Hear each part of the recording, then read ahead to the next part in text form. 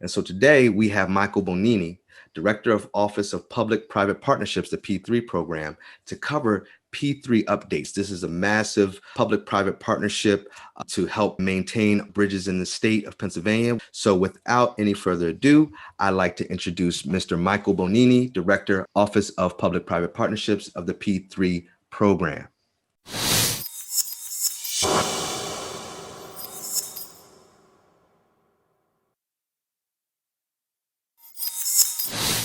Good afternoon, and thank you. I'm having trouble with the video feed, but I got the presentation up, so that's it's probably the most important thing.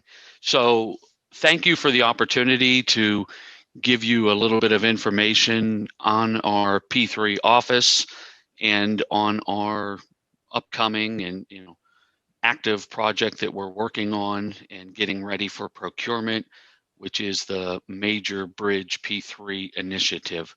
So, whether you're in the cozy confines of your office or working from home today, or, even at some obscure pavilion at a park somewhere on a nice Friday afternoon, thanks for joining. And, hopefully I can shed some light on public-private partnerships and what the department is doing with the Major Bridge project. So just to set the stage, I just wanted to spend a few minutes on background information relative to what is a public-private partnership. And the way we define it at the department is basically it's just a contractual agreement between the public sector agency, so the Department of Transportation, and private sector entities. And it's typically to do activities or perform activities that normally would have been done or are being done by the public sector. But in this case, the department or that public sector agency is willing to work with a private entity to ultimately do something to improve the transportation system. So we have a really broad definition. As long as it's a transportation related project, service, or facility that's being improved through a contractual agreement, those can run the gamut from design activities to construction, into financing projects, and I'll come back to that in a moment, and then potentially even operating and or maintaining, in this case, department assets. The financing is usually the piece, though, that differentiates and calls to attention public-private partnerships, because what it is the opportunity to leverage private investment at a time like this in 2021, where transportation resources are very, very limited and we have more needs than we have, financial resources available. And so departments of transportation or public sector entities have to understand that P3s are a tool that can be in their toolbox for delivering and improving the system. And part of that is leveraging financing and money up front in exchange for long-term payments. And so the responsibility of any given asset or service or project is transferred over to the private sector for a defined period of time. And our P3 enabling legislation permits us to transfer something over for a period not to exceed 99 years. And that's a pretty long term. Some of our active projects, the maintenance term is either 20, 25 years, and that's typically where DOTs land. In exchange for the transfer of the responsibility of those particular activities for a defined period of time, the private partner is receiving payments from the public sector entity, so from PennDOT, to enable those activities to occur. And so it's just a contractual agreement where a private sector firm is coming in to aid the department in either designing, constructing, financing, operating, or maintaining any given service, facility, or project, in exchange for payments for a defined period of time. In the case of what you see on the screen here, this was our flagship project, the Rapid Bridge Replacement Project, where we replaced 558, smaller, low volume bridges across the Commonwealth through a DBFM contract, where our partners at Plenary Walsh Keystone Partners are now once those bridges have been constructed by a multitude of teams, both, primarily from the Commonwealth here, including DBE supported activities, but now they're responsible to maintain those bridges for a period of up to 25 years. And so P3 models really run the gamut. A lot of the work and activities you've heard about earlier today, and deal with the traditional ways of delivering projects through design, bid, build activities. But public-private partnerships then run a variety of different gamuts that dictate, and illustrate what a degree of private sector involvement would be.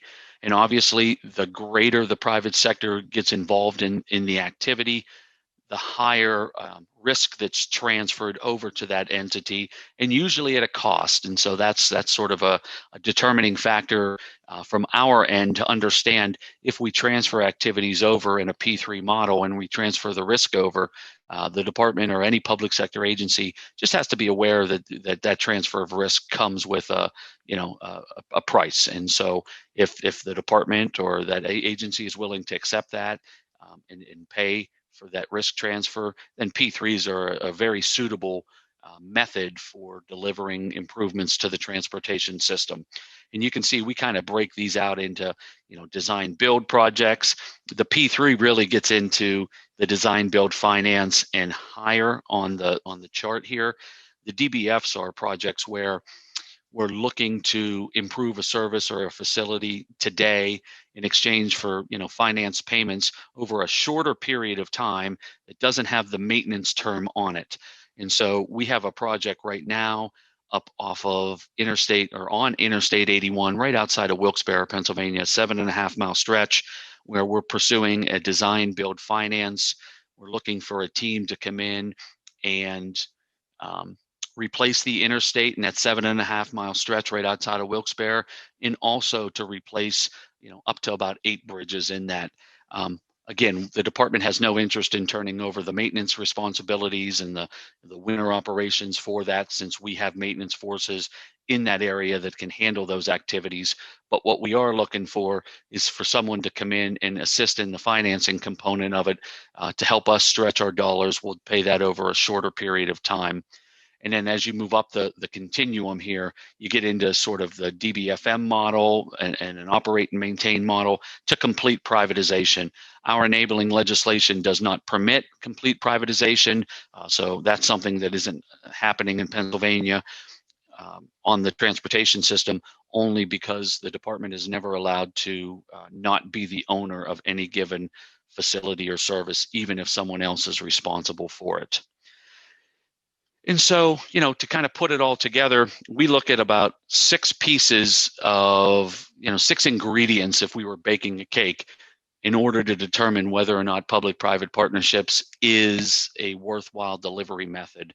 And, they're listed here, and it starts at the top, at 12 o'clock. Do you have the enabling legislation in order to permit the transfer of activities to the private sector through a P3? In Pennsylvania, there is a transportation-related P3 law in effect, but there are not any provisions for anything other than transportation. So in other states, there's a lot of social infrastructure type public-private partnership deals out there relative to building and maintaining prisons, schools, hospitals, improvements to colleges and universities. They're not able to do that under a P3 in the Commonwealth of Pennsylvania, though they may have other means to do that. But we really are focused, obviously because we're the Department of Transportation, on transportation improvements. It's got to be a complex problem. If it's not a complex issue or need out there, the department can typically handle that, either through the delivery of our traditional program or even under our maintenance regime. But really, we're looking for complex issues that would enable the private sector to come in and not only help assist in the financing of a project up front, but to bring private sector innovation to the table and maybe perform activities that we typically don't do because we have limited resources. The department goes through, an exhaustive financial feasibility analysis to determine if there's a benefit into proceeding with a public-private partnership. And so, as ideas come in, either from the department or from our unsolicited process, we run either high level or detailed level analyses and feasibility studies to determine, is there merit to this particular project? Community support is another key factor. Ultimately, between that and number 5, understanding the environmental impact, we have to understand where we are in the process. The P3 doesn't give us the ability at all, nor do we want it, to circumvent any environmental clearances or approvals. We still need to go through the regular processes, and we just need in the P3 analysis to determine, are we already through there, or are we, working our way to a point in certain time? And then at the end of the day, the department or any public sector agency needs to fall back on, stable long-term revenue.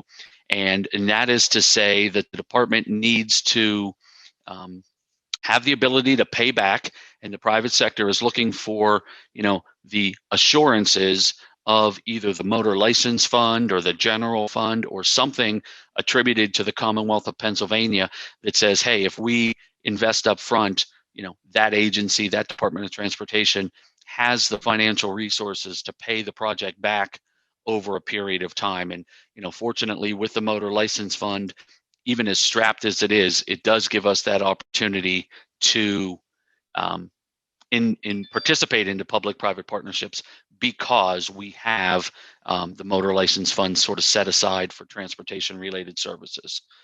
So with that as a background, what I'd like to do is actually segue into our Major Bridge P3 initiative and just give you an overview of the project, where we are in the process, and what's going to happen next, because this is the next public-private partnership project that's going to be in active procurement. Our Rapid Bridge Replacement project is in the maintenance term because we've built all 558 bridges. We have a transit CNG project where a private partner is helping us design and install CNG fueling stations at public transit agencies. That's in process right now, where we've got the majority of those stations built.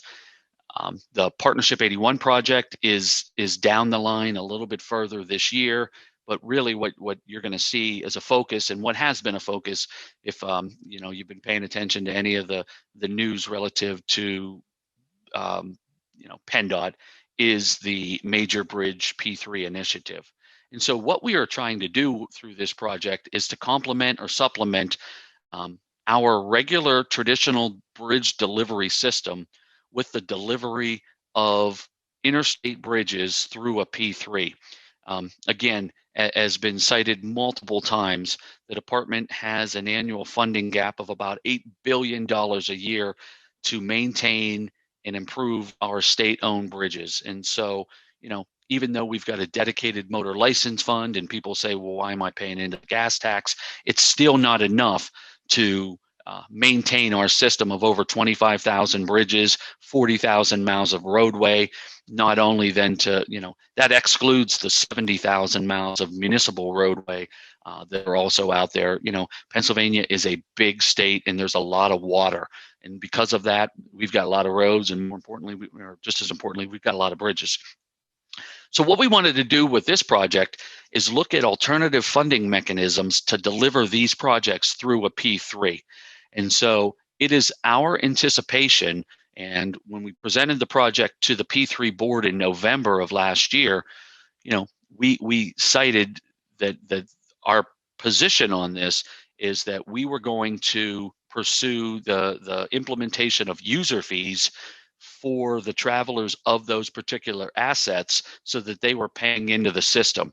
And then through the imposition of a user fee, the department can continue to pursue our normal traditional bridge delivery program, because if we had to put these 9 bridges in this case in our program, it would wipe the program out, and it would take up the entire program such that we wouldn't be able to deliver any of these other improvements. And so the thought was, as we're struggling to identify long-term financial solutions to help us improve these bridges that were built in the 50s and 60s with the Eisenhower administration, now to bring them up to a state of good repair and a state of mobility, safety, and capacity, suitable for this century. We need to figure out a different way to procure these things, and user fees is the first of an alternative funding solution, or a series of solutions that we're going to be looking at long term. So, shown here on the slide are the 9 bridges throughout the Commonwealth that are included in the Major Bridge P3 initiative.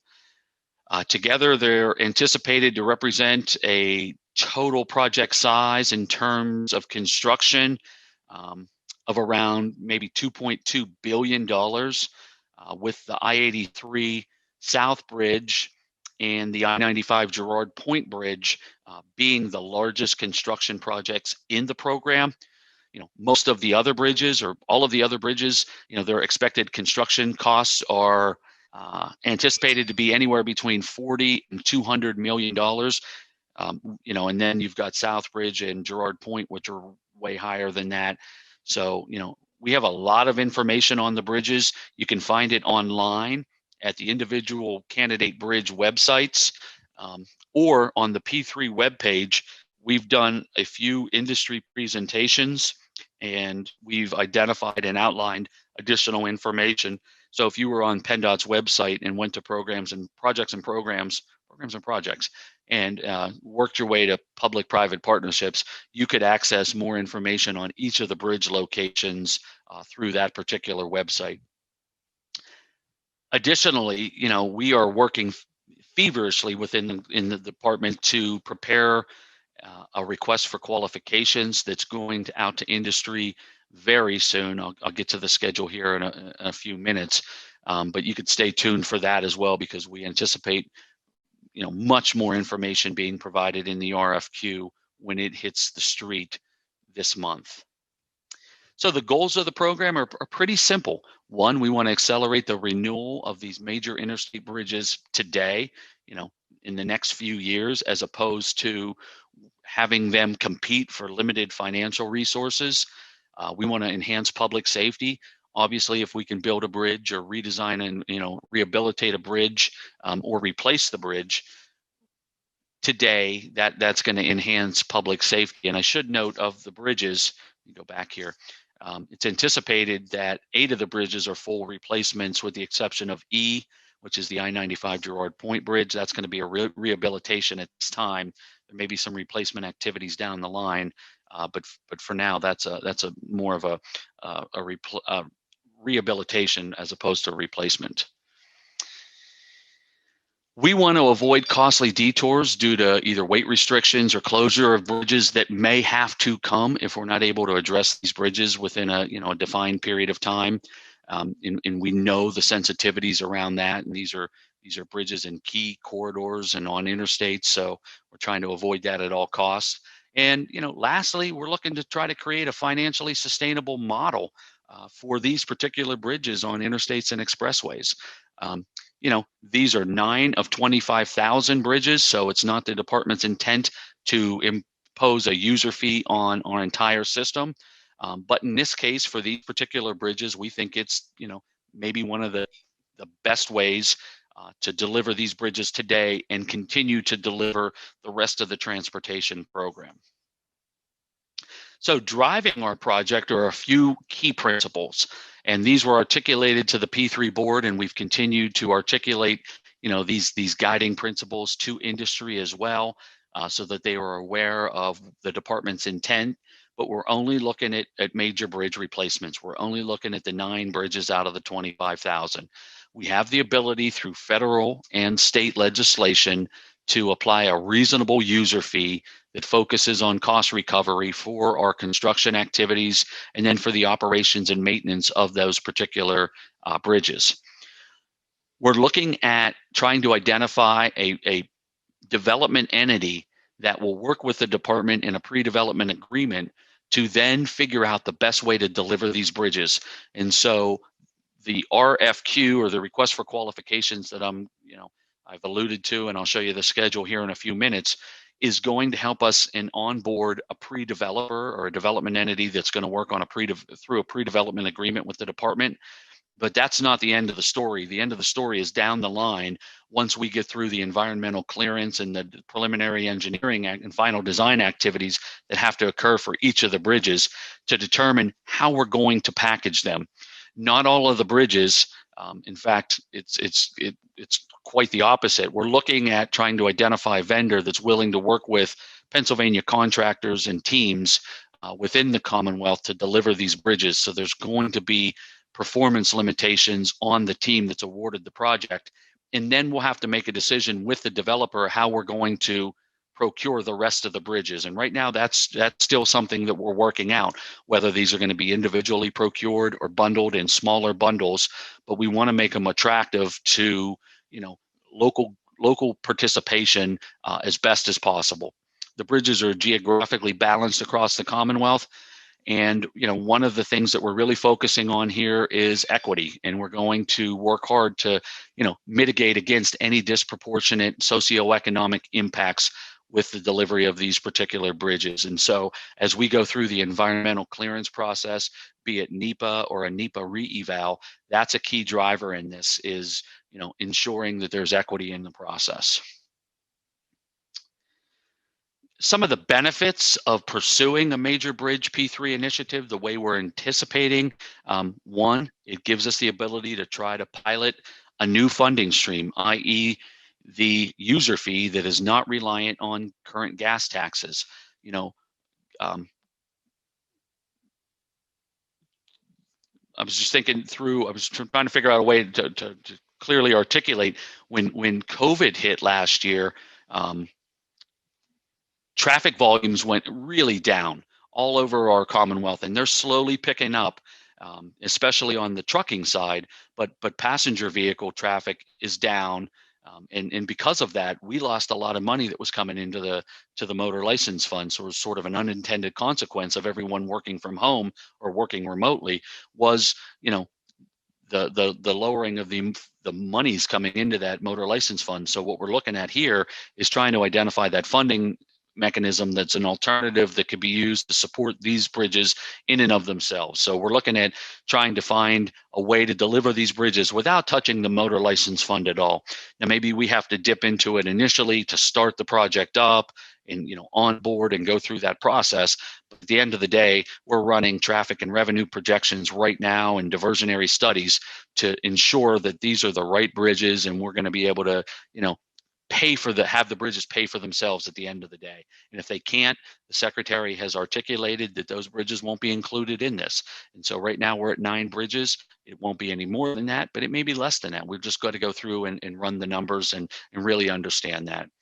And again, the timing. We want to leverage private equity investment. We want to leverage low financing rates that are out there through federally funded programs like TIFIA, or the use of private activity bonds to deliver the bridges today in an accelerated fashion, so that we don't have to have them compete for those limited resources down the line. Additionally, through the P3, we envision having a dedicated revenue source that would, again, keep us from having to divert regional monies to replace these bridges. The department has an interstate TIP, transportation improvement program, where monies are set aside for this, but we wouldn't be able to take care of other interstate needs if we had to replace these bridges. And then, and I mentioned this earlier, the P3 gives us the ability to leverage private sector innovation. There are things that are happening in other states and through the private sector that we could leverage through a public-private partnership. So it gives us that ability to leverage that and bring those techniques or innovation activities into the Commonwealth. And then at the end of the day, this is all about sort of sustainability and making sure that the Commonwealth is best suited for businesses as they come in through, and they're looking for locations and that sort of thing. If we have a solid transportation system, ultimately Pennsylvania and the Keystone, everyone that lives in the Commonwealth benefits from that. with a strong transportation network. And so, I made reference to the fact that we're looking to onboard a developer. Here's a snapshot of what it looks like. We have been doing industry outreach events since the project was approved by industry. I'm sorry, by the P3 board in November of last year. And, we've held events just to understand concerns and challenges that public-private partnerships bring, but also to hopefully to educate folks on the benefits of that. We've spent the last 3, 4, 5 months really trying to understand the best scope for the project so that this month in June, we can release an RFQ, or request for qualifications, have those submitted or responses submitted in July so that we can go through the process of identifying a team of shortlisted vendors that would then, have the ability to proceed and respond to the final RFP that we anticipate putting out on the street later this year. Again, only those shortlisted teams would have a chance to participate and respond to that. You can see on the schedule here, their responses would be due early next calendar year. And then we want to work through 2022 to, onboard the team, go through the final design activities, see what environmental activities have to occur, work together to do that, to start to deliver some of these bridges as early as hopefully 2023. You can see on the back end, and this talks about DBFM packages 1, 2, and 3. Those are just for illustration purposes only. There could be 9 packages. There could be, 2 packages. We're just not sure. There's going to be more than one. We know that. There's going to be self-performance limitations that are going to be put on the developer. They're going to have to come to the table and show us how they're willing to work with local contractors and local subcontractors as well. And so as we get through that process, we envision a lot of outreach with DBE firms, because this is a federal project. And once we get the shortlisted teams done, probably in the fall, where we're going to try to do matchmaking sessions and hold those outreach and meet and greet and networking sessions so that those opportunities down the line can occur. When we shortlist the teams, we're really looking at the equity and construction leads with some design activities, because we want to onboard those teams and identify them quickly. But then as they have to put the rest of their team together to respond to the RFP, that's where we see a lot of opportunities to provide some of those networking sessions and work in some of the best practices that Kathy and her staff work with every day through the Bureau of Equal Opportunity, and bring that community to the table for those opportunities. So with that, this is our anticipated procurement schedule. We are the plan is to release the RFQ this month. Today is June 4th. So, we've got, 26, 27 more days, but the sooner we can get the RFQ on the street, the sooner we can start the process, and the closer we are to replacing these bridges. Again, looking at the P3 model, what we're doing here is giving us a chance to consider all of the elements in project delivery and operation and the risks associated with each, and then really trying to understand who's in the best position to manage those risks, if it's the department or the private sector. So properly allocating risk, like I mentioned earlier, is definitely a major benefit of the P3, which helps us hopefully lower costs and accelerate projects. So, we've got to take in considerations for design, where we are in its schedule, right away, utility, permitting, all the things that happen in a normal program. Those same challenges are inherent in a P3, but working together in this pre-development agreement, we think we have the opportunity to, again, work with a partner very closely to mitigate these risks as best as possible. So sort of wrapping up, again, our major bridge project was approved by the board to use a design, build, finance, and maintain model of P3 delivery for the replacement of up to, replacement and or rehabilitation of up to 9 bridges on our interstates. We're looking to develop a program that's financially solvent through the implementation and, user fees. So hopefully we don't have to rely on the gas tax or the motor license fund or any outside sources. We're looking at trying to develop a program that, again, replaces these bridges without taking money away from other regional projects. In fact, there's the possibility of complementing or supplementing additional regional projects down the line with the user fees, should these bridges be able to pay for themselves sooner rather than later. And again, we're looking to work with industry to enhance the overall P3 process based on lessons learned and best practices that are occurring in other states. Virginia, Maryland, Florida, Colorado, Texas, they've delivered many projects like this. And we think we have an opportunity through this public-private partnership to do the same. And so with that, I do thank you for your time today. Happy to stay on, answer any questions, or I'll make this presentation available to the ProRank team. And, that way you have the contact information for me, which is on the screen here. Feel free to contact me or, BEO, and we'll definitely work to answer any questions as we move forward, mindful of the fact that we are going to be entering into an active procurement once that RFQ hits the street this month. But anything we can do to assist and make contacts with, it's fully our intent to do so.